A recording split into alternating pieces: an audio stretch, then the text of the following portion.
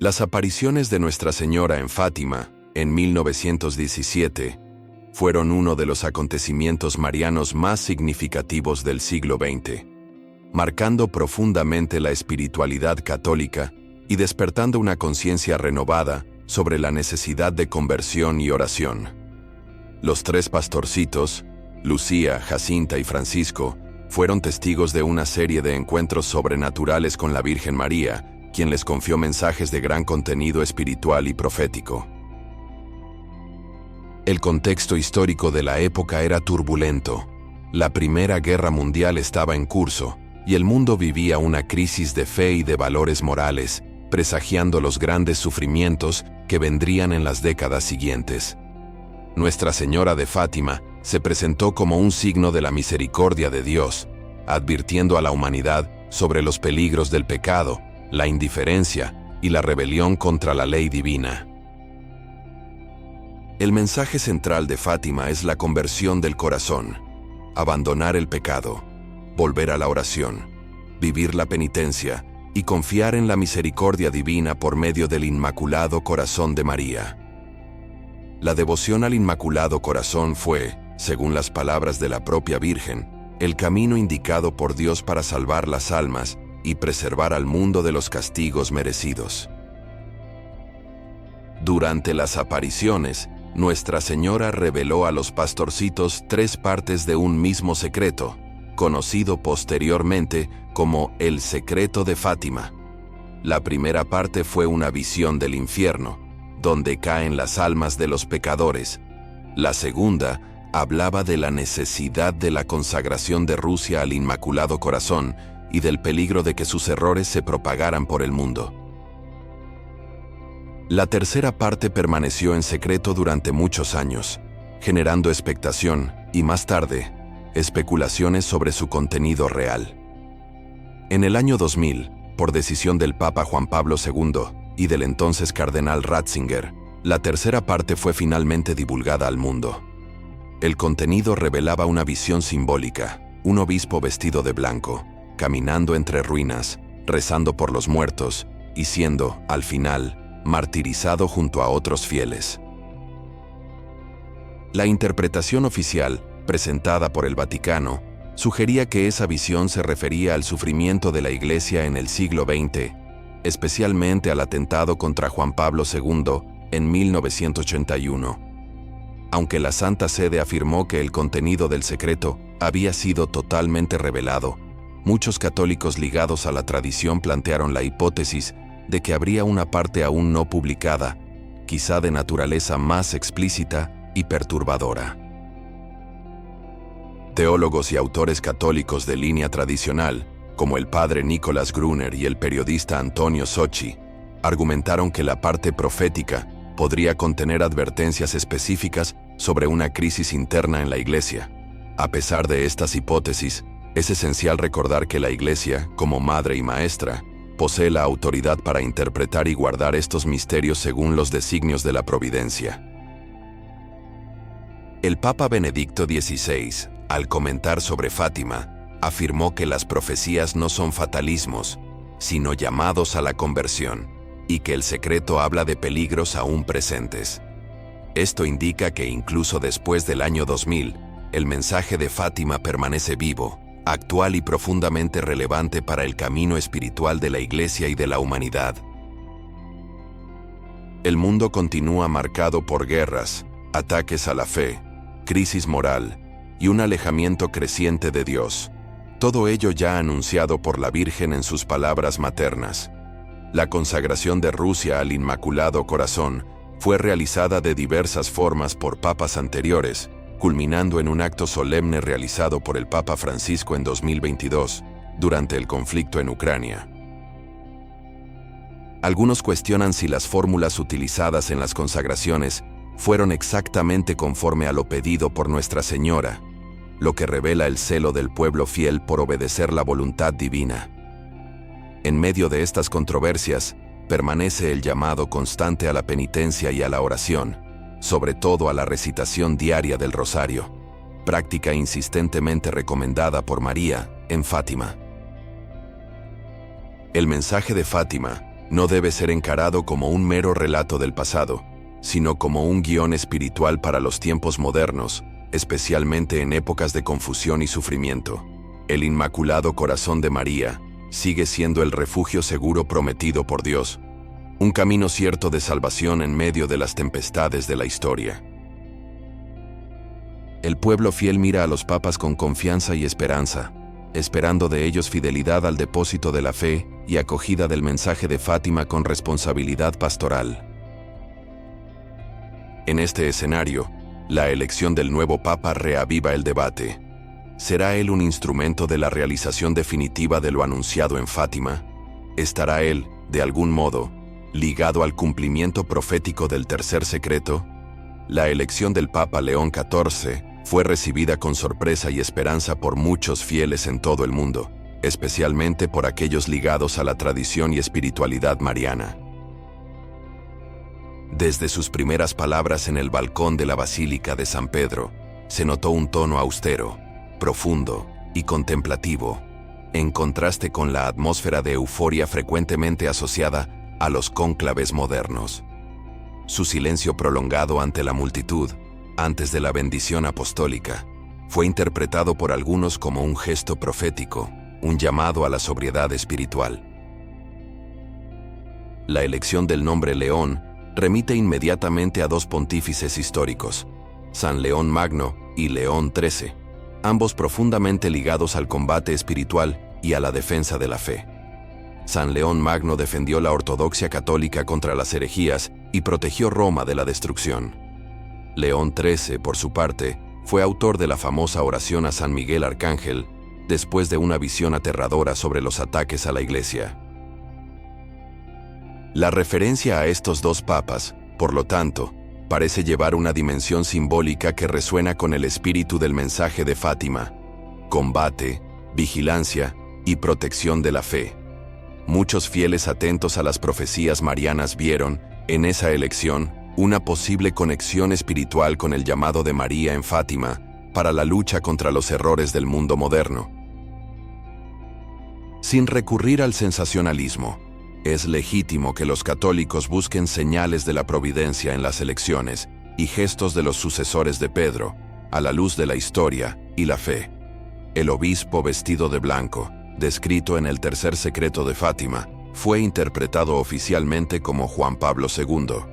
Sin embargo, nada impide que esa imagen pueda poseer múltiples niveles de realización.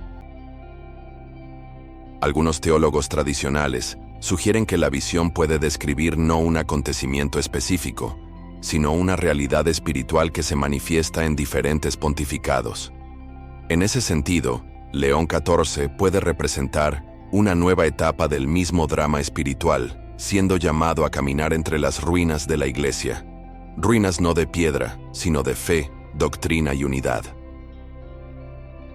Sus primeras acciones como papa indican un retorno a la reverencia litúrgica, a la claridad doctrinal y a la centralidad de la oración, elementos profundamente ligados al llamado de Fátima. La restauración del silencio sagrado en las celebraciones, el énfasis en la adoración eucarística y la revalorización del rosario sugieren un papa profundamente mariano y penitente. Observadores atentos notaron en sus homilías un tono de advertencia, pero siempre unido a la esperanza.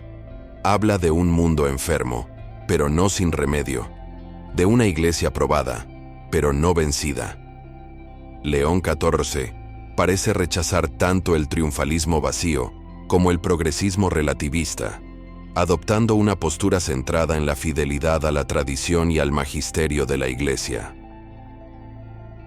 Su magisterio naciente ya trae ecos de Benedicto XVI, especialmente en la insistencia sobre la hermenéutica de la continuidad y la necesidad de reencontrar la belleza de la fe católica. Al consagrar su pontificado al Inmaculado Corazón de María, gesto realizado en una ceremonia discreta pero profundamente simbólica, reforzó el vínculo con Fátima. El Papa también ha incentivado a los fieles a la práctica de la confesión frecuente, la penitencia corporal y las devociones tradicionales, como los primeros sábados, tal como Nuestra Señora pidió en Fátima. En sus audiencias privadas, se ha informado que dedica largos momentos a la oración silenciosa ante el Santísimo Sacramento. Un papa orante que intercede por el mundo. Algunos vaticanistas afirman que el nuevo papa estudia con atención documentos antiguos relacionados con Fátima, lo que ha alimentado especulaciones sobre una posible nueva interpretación oficial del tercer secreto. Sin embargo, el papa permanece discreto, respetando lo que ya se ha publicado, pero abriendo espacio para una meditación renovada, sin contradecir jamás la enseñanza de los pontífices anteriores. Su relación con los fieles tradicionalistas ha estado marcada por la caridad pastoral y la apertura al diálogo, no con concesiones doctrinales, sino con paternidad espiritual. Al mismo tiempo, ha alertado contra los peligros del cisma, la desobediencia y las interpretaciones privadas que se alejan de la unidad con Roma. En León XIV, muchos católicos ven una señal de reconciliación, un pastor firme, pero también un padre compasivo, que busca curar las heridas internas de la Iglesia. Ante este nuevo pontificado, el corazón de los fieles se vuelve nuevamente al mensaje de Fátima. ¿Estará el nuevo Papa cumpliendo una etapa decisiva del plan de Dios anunciado en 1917? El mensaje de Fátima trasciende el tiempo y el espacio. No es solo una advertencia histórica, sino un llamado profético con implicaciones escatológicas para la Iglesia y la humanidad. La tercera parte del secreto, con su lenguaje simbólico y dramático, evoca un escenario de persecución, martirio y purificación, propio de los tiempos finales descritos en las Escrituras. La visión del obispo vestido de blanco, subiendo una colina entre cadáveres, antes de ser asesinado, sugiere una imagen de la Iglesia mártir, caminando por un valle de lágrimas hacia su Pascua. En muchos sentidos, esa visión puede estar realizándose gradualmente, no en un solo evento, sino en un proceso espiritual de purificación y sufrimiento vivido por la Iglesia a lo largo de las décadas. El combate entre la luz y las tinieblas, anunciado por Fátima, se ha intensificado, especialmente por medio de ideologías que niegan a Dios, atacan a la familia, relativizan la verdad y persiguen a los cristianos. La crisis interna de la Iglesia, escándalos morales, confusión doctrinal y pérdida de vocaciones, también parece formar parte de ese escenario de sufrimiento y tribulación. León XIV, elegido en un tiempo de gran incertidumbre y división, asume el trono de Pedro como un pastor llamado a conducir la barca de Cristo en medio de la tempestad. Como León XIII, que tuvo una visión de los ataques del demonio contra la Iglesia en el siglo XX, León XIV parece tener una conciencia clara del drama espiritual en curso. Su pontificado surge como una respuesta providencial a la oscuridad creciente, no como triunfalismo, sino como resistencia firme en el campo de la fe. El Papa, según la tradición católica, es el catejón, aquel que, según algunos teólogos, retarda la manifestación del mal supremo, manteniendo a la Iglesia firme hasta el tiempo determinado por Dios.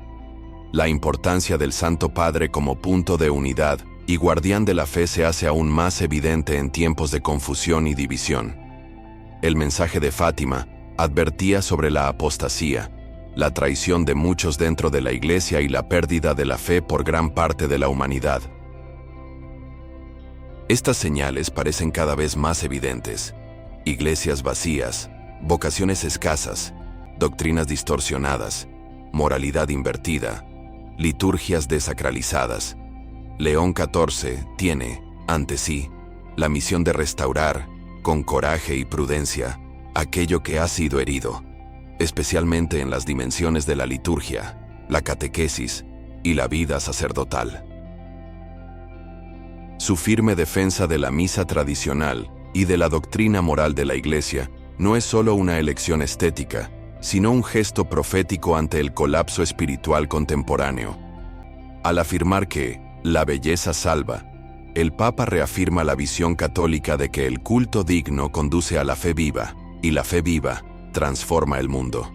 El tercer secreto, con su imagen de ruinas, parece referirse al abandono de las verdades eternas, sustituidas por ideologías pasajeras y estructuras vacías. El nuevo Papa llama a la Iglesia a reconstruir sobre el fundamento seguro de la tradición, como un nuevo Tobías que levanta los muros derribados de Jerusalén. Hay también una dimensión mariana en este combate.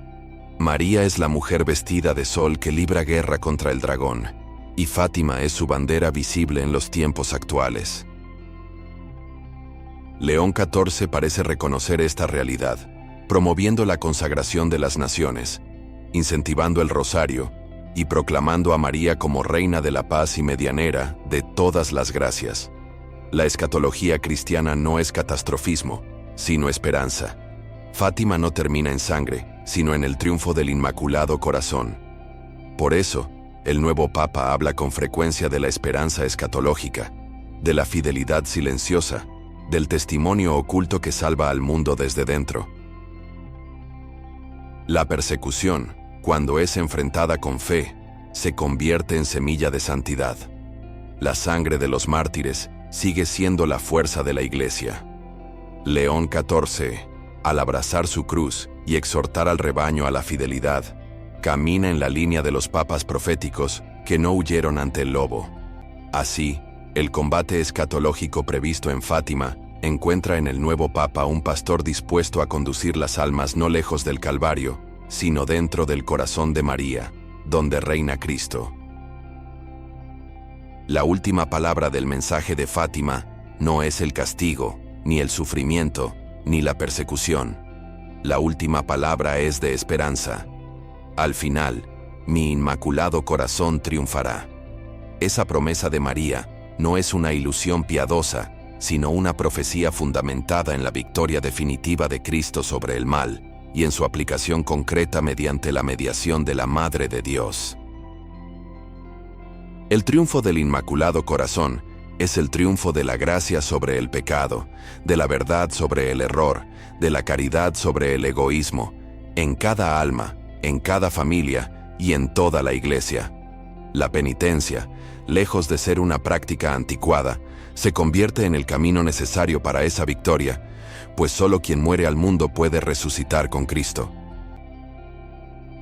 El Papa León XIV ha insistido en la importancia de la penitencia interior, de la confesión frecuente y de la reparación ofrecida con amor por los pecados del mundo.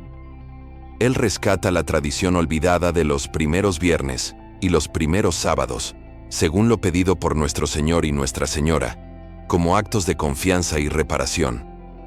Su ejemplo personal de simplicidad, sobriedad y oración silenciosa inspira a millones de católicos a retomar el camino de la santidad cotidiana.